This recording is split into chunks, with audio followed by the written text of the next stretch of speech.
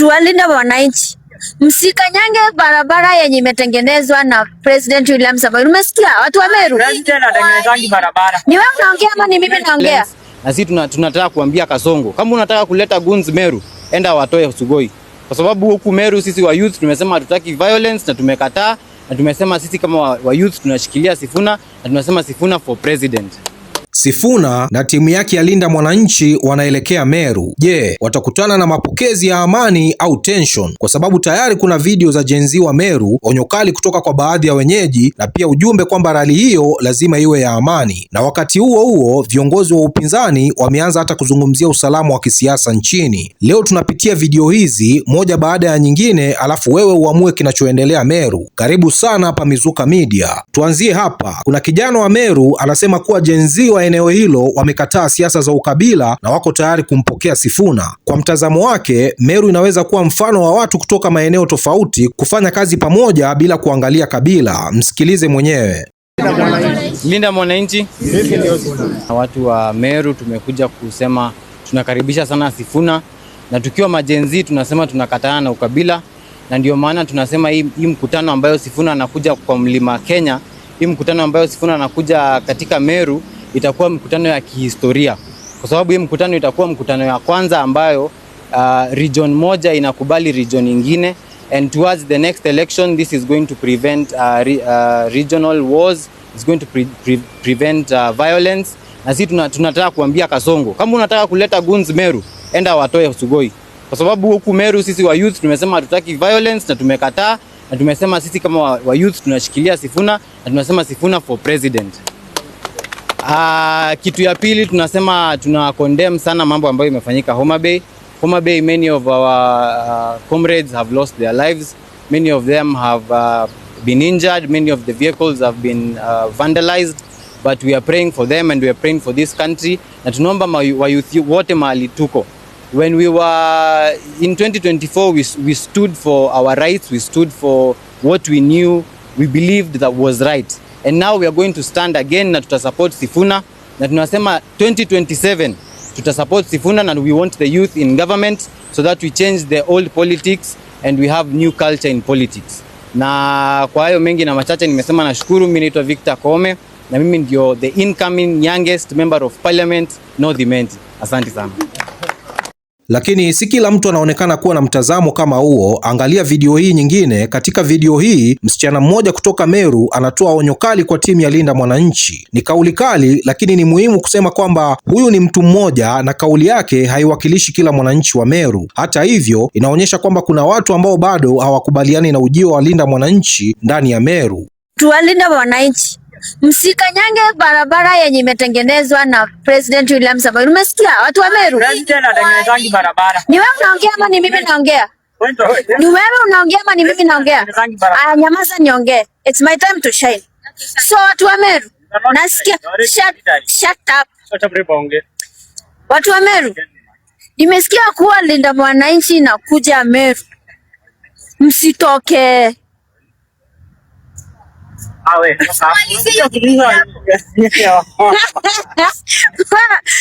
Ni unaongea ama ni mimi?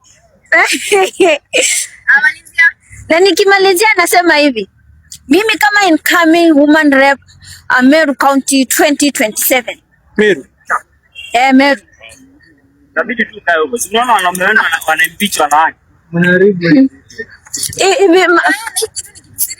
Na sasa kuna upande mwingine wa story. Watu wa Meru wanaounga mkono rali hiyo wana ujumbe tofauti kabisa. Wao wanasema wako tayari kuhakikisha Linda Mwananchi rali ya Meru inakuwa ya amani zaidi. Tazama mwenyewe. Harambee. Linda Mwananchi. Sisi ndio Sifuna. Linda Mwananchi. Thank you very much. This is a Meru Linda Mwananchi team that is planning for the coming of our leaders of Linda Mwananchi in Meru. This group is composed of all collaborating opposition parties in Meru. We are planning together to host the Linda Mwananchi here in Meru. Linda Mwananchi in Meru is very peaceful. Linda Mwananchi in Meru is very peaceful. We have planned and we have done all the relevant law-abiding things to make sure that our rally is going to be peaceful. Kwa hivyo, we are going to have a very peaceful rally at the place. We don't expect any chaos. This is the team that is organizing, and we ask everybody who wants to join us. The door is open. Everybody who feels that is a Linda Mwananchi, please, you are welcome to welcome our viongozi. Thank you very much. Hapa sasa tunapata picha tofauti. Upande mmoja kuna onyo, upande mwingine kuna watu wanaosema rali itakuwa ya amani. Na swali kubwa ni je, ni upande gani utakaoamua hali ya Meru siku ya rali? Lakini story haijaishia hapo tu, kwa sababu mjadala wa usalama wa kisiasa nchini umefika mbali zaidi. Katika video hii, viongozi wa upinzani wanazungumzia hata hitaji la ICC kufuatilia hali ya kisiasa nchini Kenya kutokana na madai ya vurugu za kisiasa. Tazama video hii, manake hii ni serious claim na tunapaswa kutofautisha kati ya viongozi kuita ICC fuatilie hali na kusema ICC tayari imefungua kesi au imeingilia tukio hili. Haya ni mambo mawili tofauti, lakini ujumbe uko wazi ya kwamba wanataka usalama wa kisiasa uchukuliwe kwa uzito zaidi. Given the recurring pattern of organized political violence, the allegations of possible collusion by rogue state actors, and the apparent failure to prevent repeated attacks against political leaders, journalists and civilians, we call upon the Office of the Prosecutor of the International Criminal Court, ICC, to closely monitor developments in Kenya and to undertake a preliminary assessment of whether credible information exists warranting examination under the Rome Statute. Should evidence emerge demonstrating that widespread or systematic attacks against civilians are being organized, financed, directed, or tolerated by those in positions of authority, we urge the prosecutor to exercise the powers provided under Article 15 of the Rome Statute to initiate an investigation, especially against the person bearing the greatest responsibility, namely President William Samoei Ruto, a former ICC indictee, and to review and determine the status of the previous charges against him. The call is not made lightly, nor is it intended to prejudge the criminal responsibility of any individual. It is made because accountability is one of the strongest deterrents against political violence, and because Kenya must never again descend into the circumstances that once attracted the attention of the International Criminal Court. Those who organize violence should know that the passage of time does not erase responsibility. Political office does not provide immunity from international criminal accountability where the legal thresholds established by the Rome Statute are met. Our message is simple. No Kenyan should lose life, their liberty, or their property because of politics. No journalist should fear death for carrying a camera. No police officer should be forced to choose between the Constitution and political interests. No citizen should be denied the right to campaign, assemble, or vote because armed militia have been unleashed upon them. No citizen should lose their lives, limbs, liberty, or property. The 2027 general election must be a contest of ideas, not intimidation, a contest of ballots, not bullets, a contest of democracy, not violence. William Ruto and his militia are an existential threat to our democracy, but the Kenyan people are not powerless. We are calling on people of goodwill to join us in forming a People's Forum for Electoral Preparedness that will be coordinated by the former Chief Justice, Honorable David Maraga, former Attorney General, Honorable Justin Muturi, and Honorable Karori Omondi on the 9th of October 2026. I repeat, the three will be coordinating a people's forum which has been scheduled for the 9th of October this year.